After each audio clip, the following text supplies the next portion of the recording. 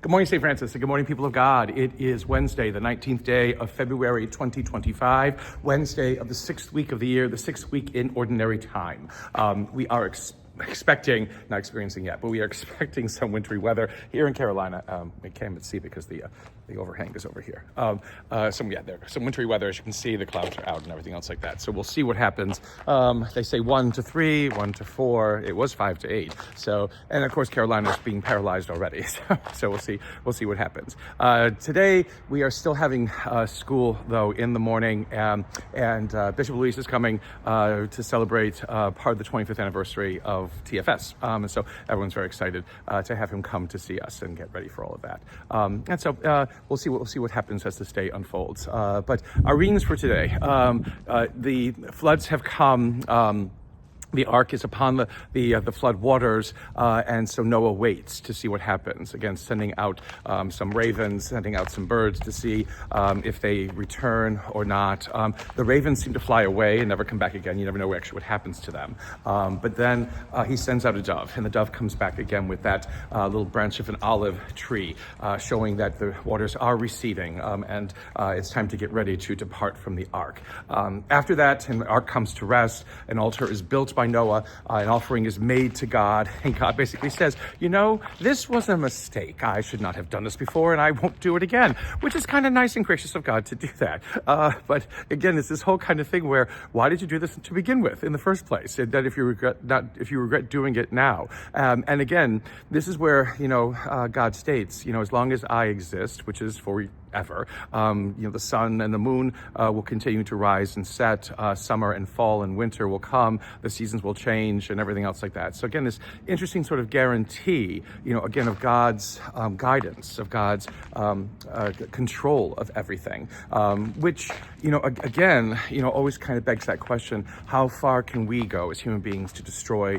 the earth, to destroy the world, to destroy creation? Again, if it resides totally and fully with God, then basically God is the one who will make sure that it continues somehow, some way. God is the one who will make sure that it never ceases, because it finds, again, its origin in God and not in us. It is in one way a strange comfort, but also, again, a challenging reflection, for all of us, as we look forward to, as we look into the future, and wonder about, things that continue to affect this good earth that we are a part of, and our own perhaps lack of care or enough care for it. How do we mar it and hurt it? But in the end, is it God who will save it? A good question, a good thing to reflect upon. In Mark's gospel today, we have a kind of an interesting experience with Jesus, in that a healing of a blind man does not work at first, and he has to kind of do it again. So this is it's this point where Christ, if Christ is God, if God is omnipotent, if God can do anything and not fail and what have you, how is it that Christ, who is God, does not seem to evoke a healing right off the bat, but it has to happen again? The man, when his eyes are first touched, basically says, I see shadows that look like trees walking. It's like he doesn't have a good, his sight has not been fully restored, and Jesus has to lay the hands on the eyes once again for the sight to be restored. It's an interesting kind of strange parallel to what happens again in Genesis 2, which is when the man who is placed into the garden, God decides, or God sees, is lonely and needs companionship, and God first brings the man animals.